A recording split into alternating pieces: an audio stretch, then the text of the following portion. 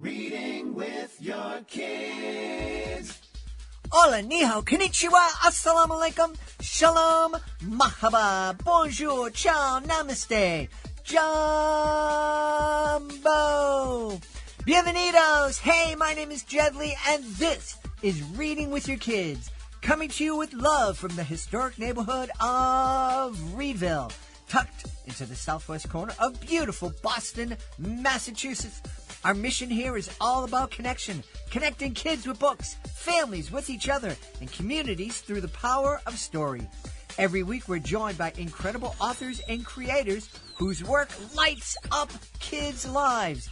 You can support this mission by spreading the word, share the show with your friends, give us a shout out at school, and let folks know that they can hear us on the WREV AM/FM 24/7 radio network.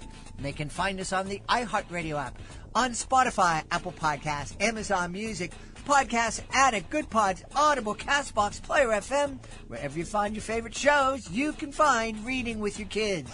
We have a fantastic show lined up for you today. Wunneanatsu Lamb Cason is here to celebrate her debut children's picture book, Grandmother Moon. Later in the show, we'll meet Darlene Campos, who'll be here to celebrate her middle grade novel called The Center of the Earth.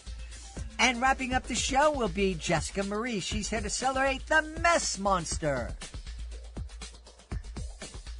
Join us right now from the great state of Rhode Island. Our guest is here today to celebrate not only her debut children's picture book, but the release day, the birthday of the picture book. It's called Grandmother Moon.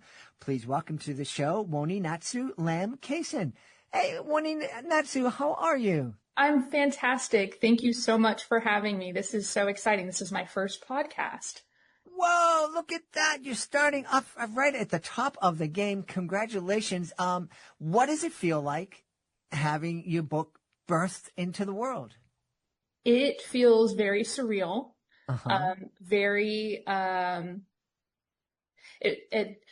There's not a lot of words that describe it because this is something that started as just an idea between my daughter and I, and then has become a real life hard copy book. That's wonderful. Well, I want to get into the history of how the book came to be, but let's first talk about Grandmother Moon. Tell us about the characters that we'll meet. So in the book is it's a conversation between Noam, the grandmother, and Unta, which in our language means my heart. And she is the granddaughter, so a grandmother and granddaughter. And every week, the grandmother picks up Unta in the city and drives her to spend the weekend with her on the reservation. And during that time in the car, unfolds this story when Unta asks, Noam, doesn't it look like the moon is following us? And that leads into a teaching about Grandmother Moon and why she's important to us in our culture. Awesome. Now, you mentioned your language and our culture a couple of times, but we didn't mention what the culture and the language is, so we should probably tell people that. Yes. So I am an indigenous educator. I am Schaghticoke and Ho-Chunk. I'm enrolled in the Schaghticoke tribal nation.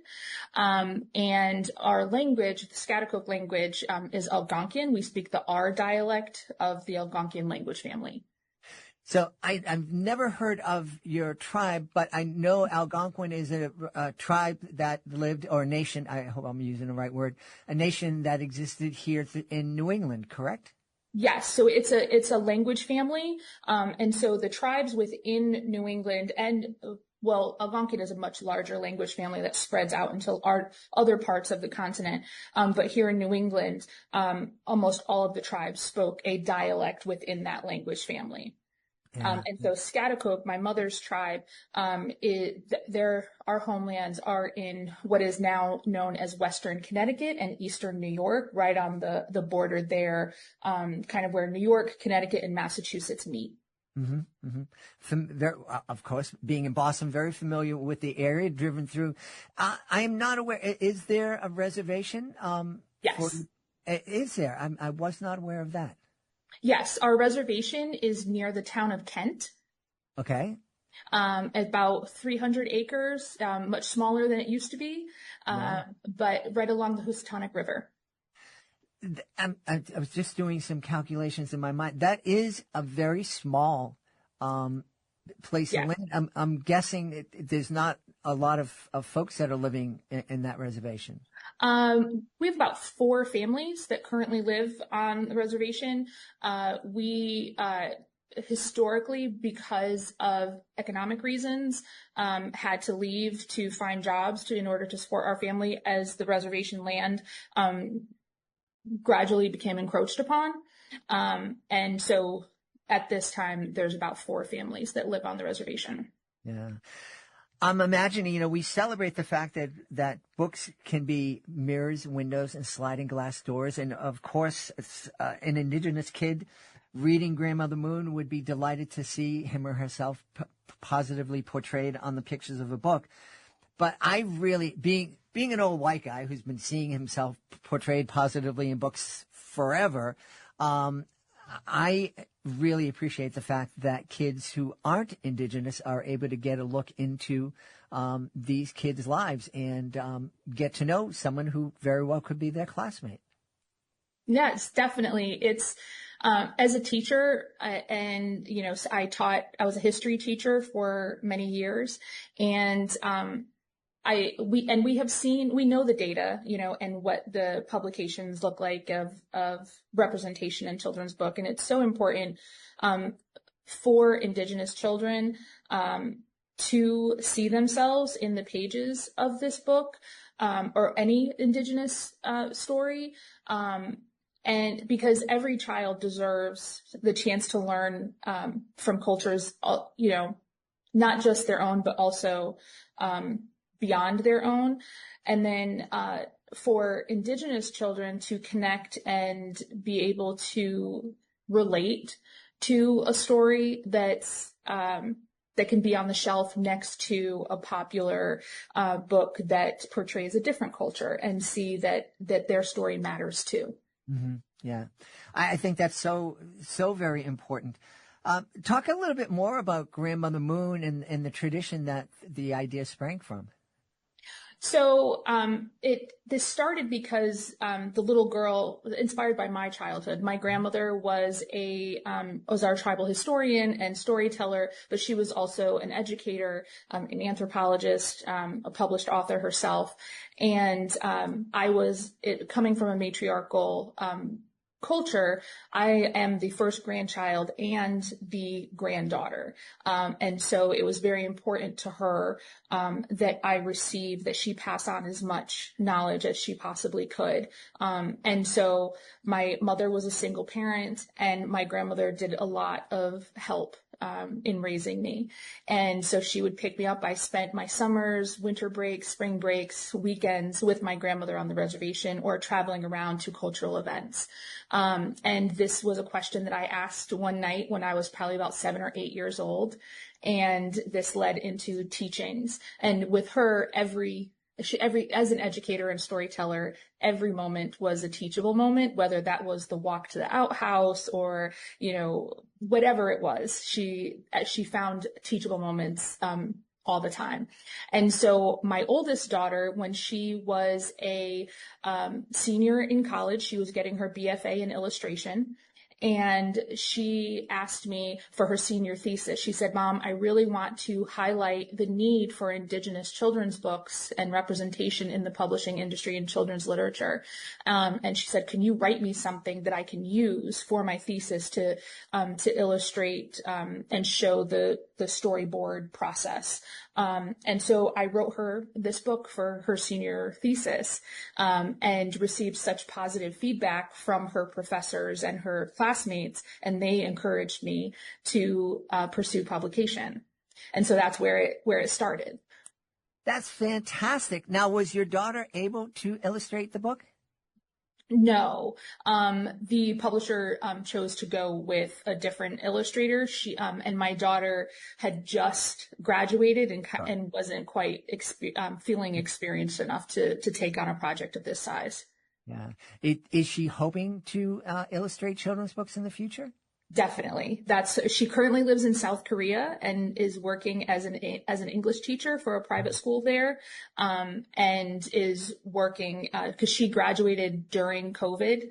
And as we know, the publishing industry, everyone had struggles during that time. And so she kind of fell into education herself. Excellent. Well, that's fantastic. We wish her great luck. We should probably give the illustrator a big shout out here. Yes, Trisha Mason, or Trisha Waters Mason. She did such an amazing, beautiful job. I was so appreciative of the publisher allowing me to be a part of the selection process of the illustrator, because of the cultural nuances within the story and just the feel and the energy that I wanted to be portrayed with, in the images.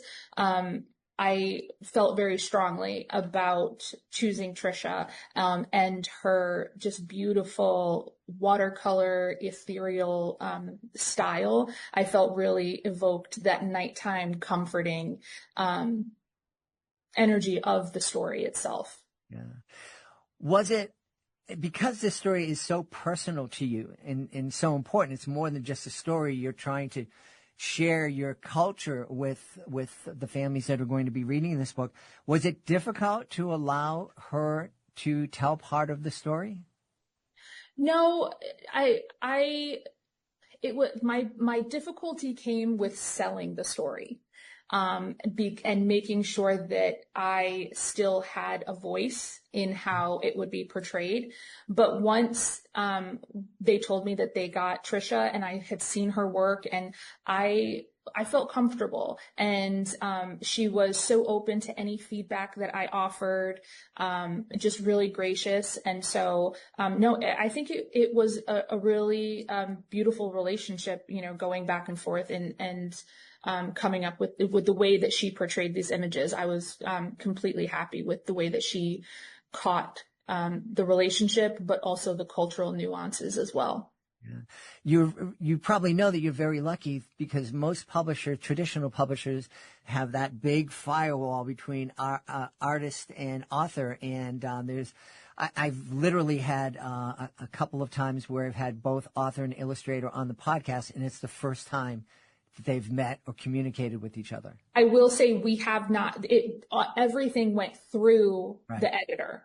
So the editor would send me updated images. I would provide feedback, and then they would send that to Trisha. She and I have never been on a Zoom together or I've never, seen her, in person. We have been on a couple of email chains, but when everything was filtered through the editor.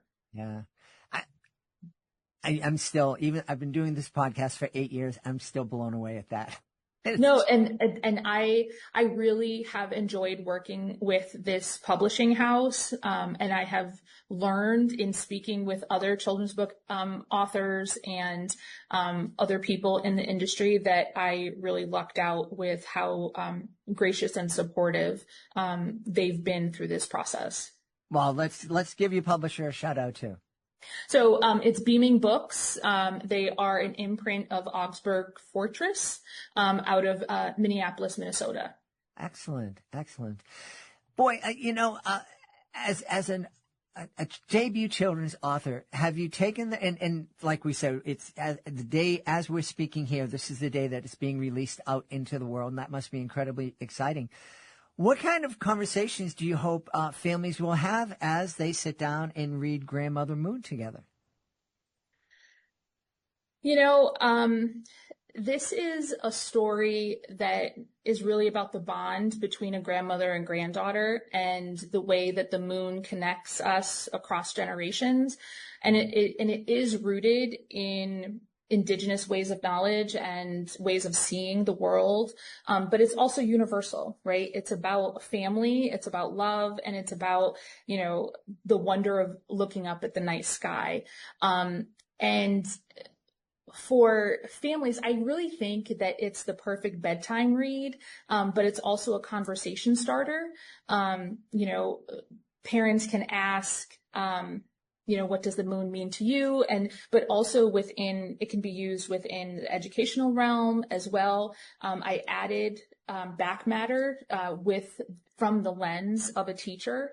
And so I hope that they use it as an educational tool, but like you mentioned earlier, as a window or sliding glass door into indigenous cultures and contemporary ways of being, not just placing us in a past context, but that recognizing that indigenous people are still here, and an indigenous child could be sitting in the classroom next to their child, and it might give them a talking point. Yeah. You mentioned that the way of indigenous people look at the world. That's not a direct quote. You were much more elegant in how you said that. But could you just talk a little bit about that and help us understand? Well, I don't want to speak in too many generalizations, sure, because indigenous people are not a monolith, and there's so much diversity within just, say New England, right? And I say that in the back matter in the book, that this comes specifically from my teachings, and it may vary from tribe to tribe. But for most tribes and most indigenous peoples, we see the moon, we see the land, we see, the ecosystems as relatives. And that's how we are raised to treat them. Like the terminology, right? Grandmother Moon or Mother Earth. We use kinship terms. And it's the same thing with our animal relatives and our bird relatives. And even, so not to go too into depth, but so we very much treat the land and, all living beings as relatives and want to pay our respect as a relative. And so I think, and I apologize if I've gone off of what your original intended question was. You're fine. This is fine. So I think it also allows the way that we view the world and the way that we navigate and engage with the world and tell our stories. Our stories carry that history. They carry that ecological knowledge, that agricultural knowledge, that star knowledge, and it's all carried in there. And our stories are not just history; they are living and breathing.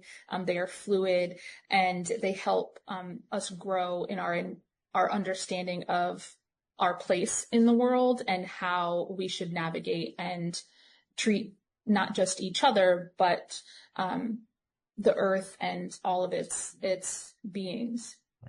Well, what a beautiful thing.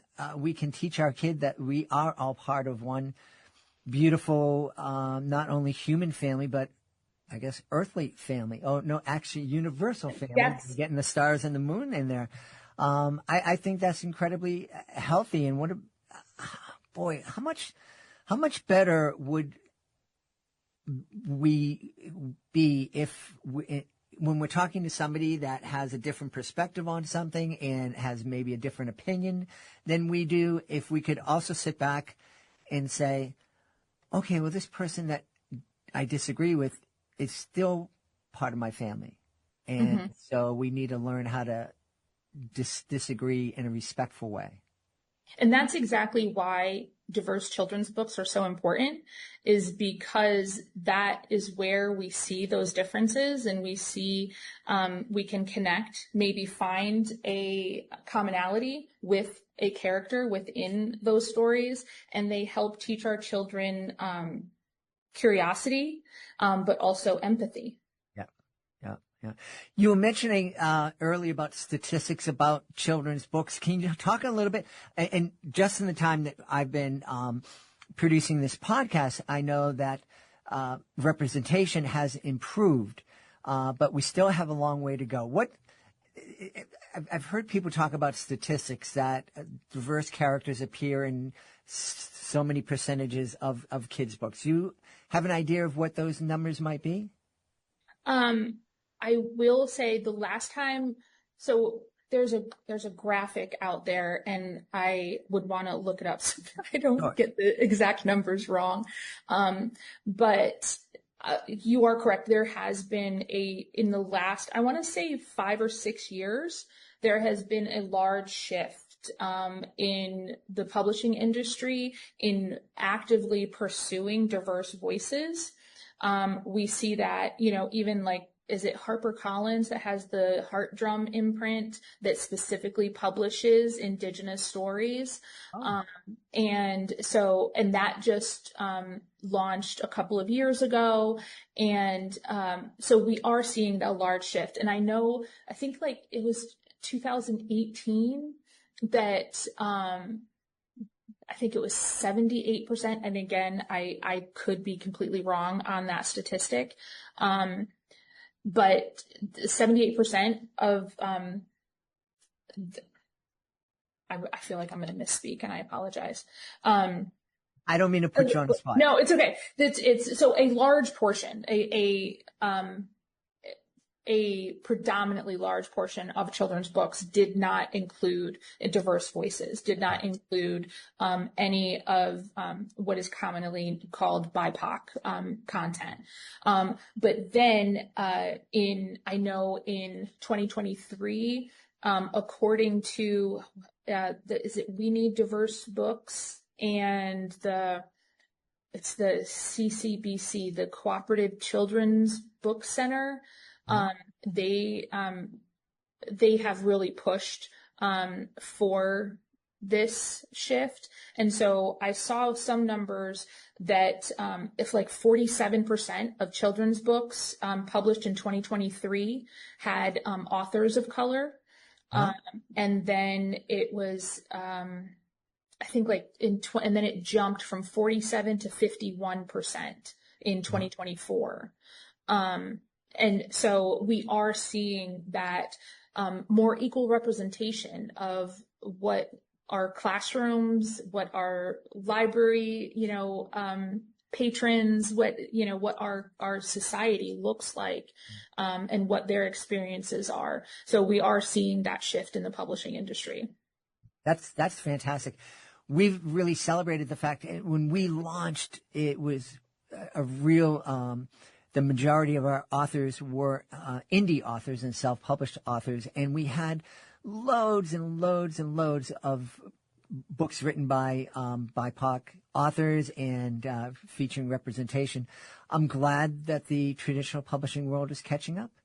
Yes, I am too. I've been, even when I attended ALA, the Association of the American Library Association conference in Philadelphia this year, just walking around in the exhibit hall and seeing the books that were being released in the next year or so was just so heartwarming, of just the diversity of the stories and the representation, and it's really exciting. Yeah, it certainly is. One thing we didn't spend enough time on is the intergenerational friendship that is celebrated in the book. And that's something that, my grandmother was incredibly important to me. She lived 5 doors down in the city, in the inner city where I grew up. And we did all sorts of stuff together. We used to go to the professional wrestling matches together and the roller derby. And it was great. She was such an important part of my life. I know now that because of our society, people don't live 5 doors down from their grandmothers, typically. But boy, those relationships between, even now, my niece is 21. Her and I are incredibly close. I'm almost 100. But I think those intergenerational friendships are so very, very important. Truly. My grandmother and my dedication in the book is to my grandmother, and it says, "I am because you were." Awesome. And it truly, that's, I always tell people I'm just riding her coattails. And because those relationships truly shape us. And in indigenous cultures, our grandmothers are the keepers of stories and traditions. And with this book, I really wanted to honor that. I started writing this. My grandmother was battling Alzheimer's and dementia. And I wrote this kind of just as a love letter to her. When I was probably six years old, she published a paper, and she was an academic. And so she published a paper, but she wrote about the role of women in our culture. And she wrote an addendum called An Open Letter to My Granddaughter. And in that letter, she wrote all of the things, how she viewed her role as a grandmother, and all of the things that she hoped to pass on to me and leave me with as her only granddaughter. And so this book was just an opportunity for me to show her a little bit of what I still carry with me. And then I received the offer for purchase from the publisher 2 months after she passed. So yeah, you might have had a hand in it. That's what I tell people. It's a special feeling, of being loved so unconditionally by a grandparent and being guided by someone, in your family in that way. And so it really felt like she had a hand in that. That's beautiful. I love it. We should tell everybody where they can go to find out more about Grandmother Moon and find out more about you. Well, Grandmother Moon is available anywhere books are sold. And so really anywhere that you purchase books, Grandmother Moon is available. And to find out more about me, you can follow me on Instagram at indigenous_history_nerd. Hopefully, we will see a few more stories about Noam and Unta coming soon. Excellent, excellent. Well, we've had a great time speaking to the author of Grandmother Moon. If it's not on the shelf of your local independent bookstore, all you have to do is ask nicely, and they'll get it there in a day or two. Same with your public library. And really, we should definitely encourage you to do that. Go out to your indie bookstore and ask for the book in your public library. Our guest today has been Wunneanatsu Lamb Cason. My friend, thanks so much for being on Reading with Your Kids. Thank you so much. Are you looking for a creative way to bond with your kids? Let me tell you all about Drawing with Your Kids, the ultimate destination for artistic adventures. Join us as we dive into the wonderful world of children's books with renowned illustrators guiding you step by step. From beloved characters to whimsical scenes, unleash your imagination and create cherished memories together. Whether you're a seasoned artist or just picking up a pencil, there's something for everyone at Drawing with Your Kids. Please visit our website, readingwithyourkids.com, and click on the Drawing with Your Kids link at the top of the page and let the creativity flow. Drawing with Your Kids, where every stroke brings stories to life. Join us right now from Houston in the great state of Texas. Our guest is here today to celebrate her middle grade novel. Is called The Center of the Earth. Please welcome to the show, Darlene Campos. Hey, Darlene, how are you? I'm doing well. Thank you so much for having me. Great to have you on. I am very intrigued about your story. I understand that this is about, it's a story about Jewish refugees who found safety in Ecuador during the Holocaust. Yes, that's correct. So tell me about the story. Is this a historical novel, or are we going to meet some fictional characters who tell the story? So the book, it has two main characters. It's a dual point of view book. So one of the main characters is Dalia. She's an Ecuadorian girl, and she's the daughter of an Ecuadorian diplomat who's stationed in Germany. And she meets Werner, who's a German Jewish boy, and they become best friends. So she convinces her father to create a false identity for Werner and get him to Ecuador, where he's going to be safe. Yeah. Where I'm understanding that a lot more refugees found safety in places like Ecuador and other Latin American countries that I was aware of.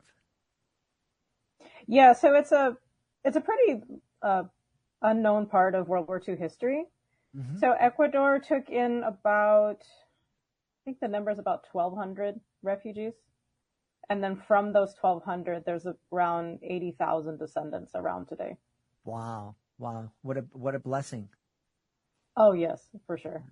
What was it that inspired you to write the book? So back in 2018, when I first started writing the book, I wanted to write a historical fiction book because I love history. Hmm. And I've always been intrigued by World War II history. But World War II is a topic that has been touched on kind of a lot. So I Sure. was looking for something unique. And then one day, my uncle, he sent me a link to a documentary called An Unknown Country. And this documentary is about Jewish refugees finding safety in Ecuador, during the Holocaust. And it had interviews with all these different kinds of people who said, I was in Germany and I got on the last boat to South America, and someone else was in Italy and someone else was in Czechoslovakia. And then I thought, this is such an amazing story. And then I did some research, and it turns out there weren't any kids novels about this topic. So I decided, you know what? I'm going to write the book I want to see on shelves. So that's Yeah. what I did. Good for you. Good for you. And good for your uncle. Did he have the idea that this might spark a book from you by sharing that documentary? Yeah, he definitely did, because he also loves history as well. And I'm so grateful that he passed that documentary along, because maybe I wouldn't have come across it otherwise. Uh-huh. So Yeah. yeah, Yeah. big credit goes to my uncle. Yeah. Listen, we've talked about it here on the podcast. It seems history is fascinating. The STEM subjects can be fascinating, but it seems that at some point, somebody in our educational system decided, all right, we're going to take these subjects that are really interesting and dynamic, and we're going to teach them in a way that is as boring as possible and turn kids off to do any additional study. Why do you think that might have happened? Yeah, I mean, that's a great point. And I was actually talking about that earlier with my boss at work, was that when I was in college, I did enjoy the literature I had to read, but I didn't enjoy the way that it was taught. Mm-hmm. And what can really make or break a class is the way that the subject matter is taught. Right. So when I was forming this novel, I really didn't want it to be too boring, especially because it is historical. And, some kids might be turned off by, oh, this is very old. Like, there's no smartphones, there's no social media in it. So I was really aiming for, what is something that kids can really get into. So Yeah. that was my goal. Yeah. And in writing it, how did you solve that problem in this book? How did you make it interesting and not boring? That's a great question. So I interviewed 8 refugees, and they were all children when they went to Ecuador. Mm-hmm. So they gave me these really unique perspectives on what it was like to escape to a whole nother continent as a child. So their windows into their experiences really helped formulate, a story for a kid.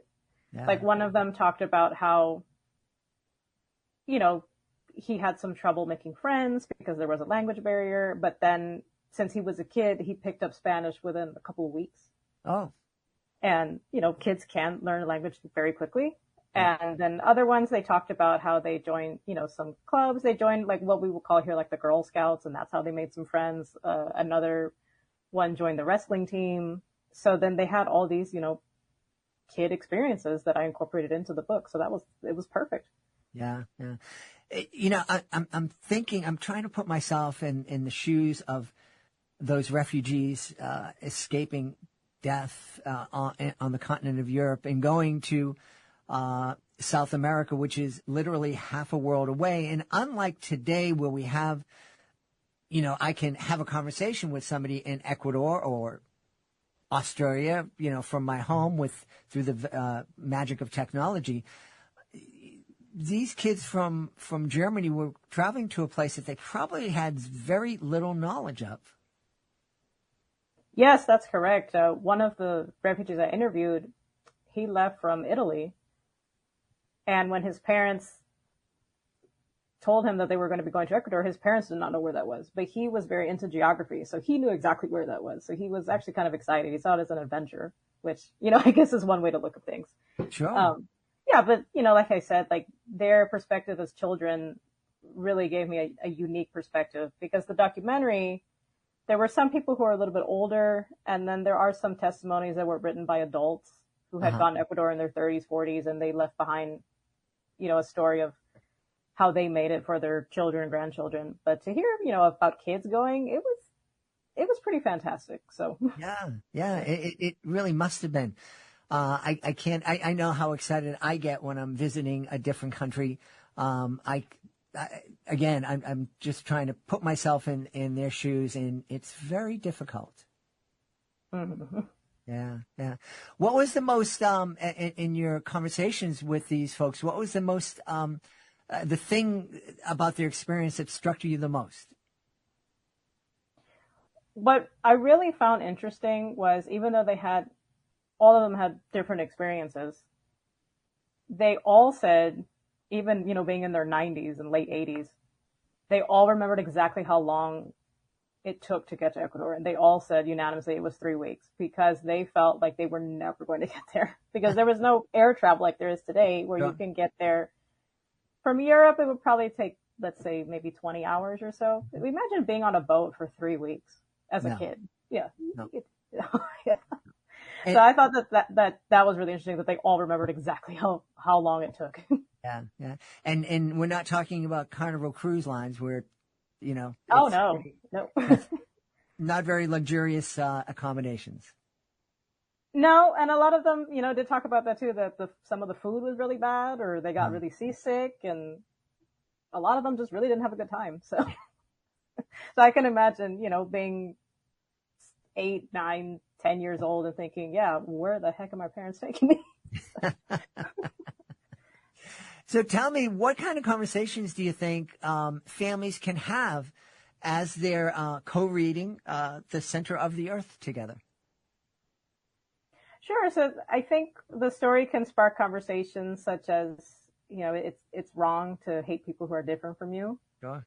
It can spark a conversation about immigration policies, who should be let into a country and who should not be let into a country, as, we're seeing today.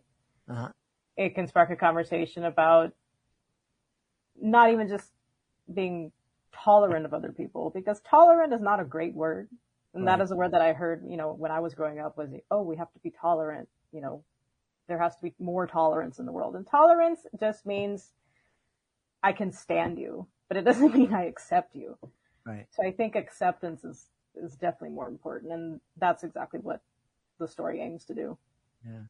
I had a conversation with another author a couple of weeks ago, and she was talking about the difference between feeling accepted and feeling as if you belong. And I think that's something, hopefully, that we can all strive to help the people in our lives feel like they belong in our lives. Oh, very true. I love that. Yeah. Tell me, what is it about this middle grade age group that you love to write for? So I really love to incorporate middle grade humor. Okay. I think it's a lot of fun. When I was a kid, I was really into the humor of the Captain Underpants series, and I remember hearing some parents didn't appreciate the toilet humor, and the idea of, why is this person in underpants? But kids are really into that stuff, and it's like, hey, if you can make some kids laugh through your stories, why not? Absolutely. This is somebody who very much is not middle grade aged. I am not even middle aged. I am very elderly, and I still love those. I still love that humor. I think it's great. It's fine. Yeah. Who were the authors that you loved reading when you were a kid? Well, I did love Dave Pilkey. Yeah. Definitely loved the Captain Underpants series. I really enjoyed Kate DiCamillo. I still love Because of Winn-Dixie. Such a beautiful book. And I first read it when I was, I believe, 11 years old. Okay. And all these years later, I still remember how beautiful it was. Yeah. And I also did enjoy E.B. White. and I enjoyed, what is his name? Richard Scarry. Okay, great. Well, we've had Kate on the podcast 3 times. She was a wonderful, wonderful guest. Yes, I did see that on the website, and it's an honor to be on the same show as she was. I think that's really cool. Now we have to work on Dave Pilkey. Oh, yeah, he'd be great. Yeah, I love it. Tell me, what's next from you? So I have an idea for another middle grade, and I've gotten about 4 drafts into it, and this one is also a World War II historical fiction, and it takes place at a now defunct mental institution for children. Ooh. So this was a mental institution in the Netherlands, and it had it housed children who had, what we would call anxiety, what we would call schizophrenia, bipolar disorder. But back then, those terms were not widely used. Right. However, this hospital was pretty progressive. So they did not use straitjackets. They didn't just, medicate kids and make them sleep all day. They had kids, playing football, as in soccer, because European football. Yeah. And they had kids, who would make crafts, who learned how to make pots, things like that. So they were very different than the average mental hospital of that time. And unfortunately, it's not around anymore. Obviously the war got to it, and now it's a rehabilitation center. Okay. But, so that is an idea I have floating around in my head. And if I get it further than 4 drafts, maybe one day it'll be a real book. Someday it will be a real book. We have to think positive. Yes. Think positive. Yeah. Absolutely. You were mentioning Dave Pilkey and Captain Underpants. I remember being in Panama 5 or 6 years ago and going into a bookstore, and I saw the Spanish edition of Captain Underpants. I forget how you say it in Spanish, but I thought that was pretty cool. And my son was a big fan of the series, and even though he was in his 20s at the time, I bought that Spanish copy and brought it home for him. Oh, that's really cool. Yeah. Any thought of having your middle grade novels translated into Spanish? I would love to. That is a goal of mine, since half of the book does take place in Ecuador. I think it would be perfect to have it translated into Spanish so that kids in Ecuador could read it as well. Yeah.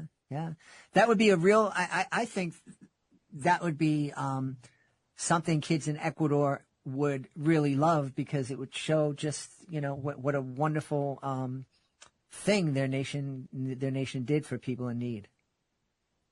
Oh, exactly. Yeah. So that's definitely on one of my goals for this book. Tell us where we can go to find out more about the Center of the Earth and find out more about you. Sure. So you can find out more about me on my website. My website is www.darlenepcampos.com. I'm also on Facebook under Darlene P. Campos Writer, and I'm on Instagram. My username is @Darlene P. Campos. We've had a great time speaking to the author of The Center of the Earth, the powerful new middle grade novel from our guest, Darlene Campos. Darlene, thanks for being on Reading with Your Kids. Oh, thank you so much. It was wonderful. Before we invite our guest into the studio, I would love to invite you to visit a very special website. It's clownswithoutborders.org. Clownswithoutborders.org. This is a group that I absolutely adore. I am part of Clowns Without Borders, and I had the honor of being part of the 2023 tour of El Salvador. I had so much fun joining with artists from all over the world to bring a smile to people who really needed it and really appreciated it too. And we would love for you to join us as a monthly Joy Maker. The Joy Makers, they're a family of people just like you who love to laugh and make other people feel good. So please take a moment and visit clownswithoutborders.org and consider joining me as a Joy Maker. Join us right now from Kansas City, Kansas. Our guest is here today to celebrate the Mess Monster. Please welcome to the show, Jessica Bell. Jessica, how are you? Hi, great. How are you? Wonderful. So happy that you're on the show. Thank you. Thank you for having me. So what is this mess monster? Tell us all about it. So, The Mess Monster is a book that I wrote. It is about a little monster that invades my little girl Lucy, her room, the character, and he invades the room, and Lucy blames it on a mess monster invading her room, and hunts around for the mess monster all throughout the book, for the mess monster, and then she realizes it's really her. The mess monster is her, but then at the end, she comes back and she finds the mess monster. And it's riding on backs. And the whole book is about Lucy. Her mom has made her, or trying to make her clean her room and find her soccer cleats. Ah. But in the meantime, she's looking for the mess monster. All right. Boy, I think my son's room must have been invaded by the mess monster. My daughter was too. And boy, he never found it, but he found a wife that deals with it now, so that's okay. My daughter once said to me, Mom, are you sure there's not a mess monster? I'm like, yeah, I'm pretty sure there's not a mess monster. So I'm guessing that this was inspired by your daughter and her. Well, it was inspired by my daughter, but if you go along the series, I have a book called The Mess Momster. Uh-huh. About an MLM mom, and it's about me. So it was kind of inspired by both of us. We kind of have the messy personality. Ah, messy. Well, they say that a messy desk is a sign of a productive person or something like that. Really? I've never heard that. That's good to know. Well, I've heard creatives are messier. Yes, indeed. So there you go. Yeah. Tell me, did you always aspire to be a children's author? I was never really known as a writer in my family, but the past few years I really got into it, and I think the biggest turning point was when I was a teacher. I would read children's books in the classroom, and I just fell in love with it. Just being able to read to kiddos and kind of touch them in that way. That's great. I love it. Yeah. Tell me, what age group did you teach? Well, I taught kindergartners and I taught preschool age, Okay. special ed. Were you able to see when the kids came in? Could you sit back and say, "Oh yeah, that kid's parents reads to him every night. That kid's parents probably doesn't." Yeah, I really do think it made a difference, to be honest. And I mean, even when I'd sit in a circle and have a large group of students, a lot of them really pursued it and they loved that time. Mm-hmm. Yeah, I bet. Yeah. So I understand there's 4 books in the Mess Monster series. There is. Right now, the original is, of course, The Mess Monster. And then they have The Mess Monster in Love, which is about Valentine's Day and a classroom party that goes awry. And then I have The Mess Momster, which centers on fall. And then I have A Mess Monster Christmas, which is about a mom getting ready for Christmas, and her daughter wants it to be perfect and organized. And the mom says, Christmas is really about memories. And so the Mess Monster, he kind of messes stuff up, but in a good way in that case. That's cool. I love it. What a neat character you've created. It's a really fun character, and I feel like it can go along, like, there's so many concepts that I can focus on with these books in the Mess Monster. You can visit everywhere. Sure. I could see a mess monster invading a kindergarten class. Oh, trust me. And you know what? The next one I'm going to write, though, is a mess monster on vacation. Uh-huh. And he invades their rooms or hotel rooms. But, I'm also going to throw in the idea of environment because it's so big now. And so playing at the beach was my thought. Yeah. So we'll see. I love it. And Thank you. we were talking before we hit record, that you had, a fifth book as well. Yeah, I do. It's called Finding My Roar. And this book is about a little girl who goes to the zoo named Ruby. And she goes to the zoo and she gets picked on by a little boy. And at the end of the book, the little boy who's picking on her is getting picked on himself by his older sister. And little girl Ruby interferes and says, "Don't pick on him," or whatever she says. And she makes a joke, and the little boy is saved by that. Yeah. Oh, nice. So, yeah, it's really fun. I like that. Now that you're out of, I'm assuming that you're out of the classroom now. I am, yes. How does it feel to, but you're still educating, you're still teaching through your books. I sure am. How does that transition feel? Well, first of all, I think teachers are wonderful. I love everything they do. I think they hands off to teachers. I love them. But for me, writing in this sense and sharing with younger kids is such a genuine way to share with kids and also teach them emotional and social learning as opposed to teaching them in the classroom. I think this is a great thing to do.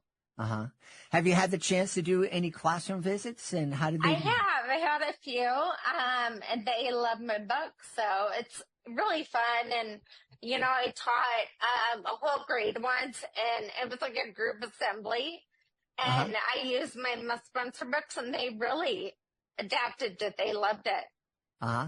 Yeah. Maybe you could get some school custodians to endorse your book. Yeah, there you go. That's perfect. I should, absolutely. Are you thinking about stretching out and writing in other genres, maybe middle grade? I thought about middle grade. I thought about older elementary kids. I thought about graphic novels, but I can't draw anything. So that's a problem right there. That is a problem. You have to, graphic novels, they take hundreds of. Yeah. And I also, I'm really, so I have a few manuscripts right now, that center around board books. And I love that genre. I think that's going to be my new thing is board books. I love it. I think it's so fun. Wonderful. Wonderful. Yeah. Yeah. Do you have any advice for aspiring authors? I think just to be patient with it. I think that writing and publishing especially takes a long time. And authors need to be understanding and also have patience and love what they do, because that is the most important thing. I think that my work is something that I love to do now, and I think that's really important for everybody. Yeah, super, super important. Well, we should tell everybody where they can go to find out more about the Mess Monster and find out more about you. So if you want to buy my books, my website is jessicamarieauthor.com. And I sell on Amazon, I sell on all the online stuff. So if you guys want to jump on there, you can always purchase there or through my website, jessicamarieauthor.com. jessicamarieauthor.com. Well, we've had a great time speaking to the author of the Mess Monster series. Our guest has been Jessica Marie Bell.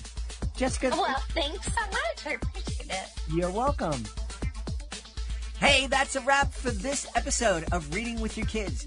Want more content? Head on over to readingwithyourkids.com. You'll find amazing book reviews, author interviews, and learn about our certified great read program. And if you are an author, click the Authors Click Here button to find out how you can be a guest. Being a guest is fun, it's easy, and it gives you the chance to tell thousands of Kidlit fans all over the world about your fantastic children's book. Would also love for you to connect with us on social media, facebook.com/readingwithyourkids, at Reading With Your Kids on Instagram, and at JedleyMagic on X. Our YouTube channel, youtube.com/readingwithyourkids. If you love this episode, please share it with somebody you care about. Leave a 5-star review and be sure to subscribe wherever you find your podcast. Want to thank the people who made today's show so wonderful. Starting with our guest, Wunneanatsu Lamb Cason. Please be sure to check out Grandmother Moon. Darlene Campos. Please be sure to check out The Center of the Earth. And Jessica Marie. Please be sure to check out The Mess Monster. I want to thank my team, Fatima Khan, Chris Doherty. I want to thank my beautiful wife for all the support she gives me. Most of all, we want to thank you. You are the real heroes of this show because every time you read with your kid, you're spreading love, you're spreading learning, and you're spreading kindness all throughout the world. I'll be looking for you in the next episode of Reading with Your Kids.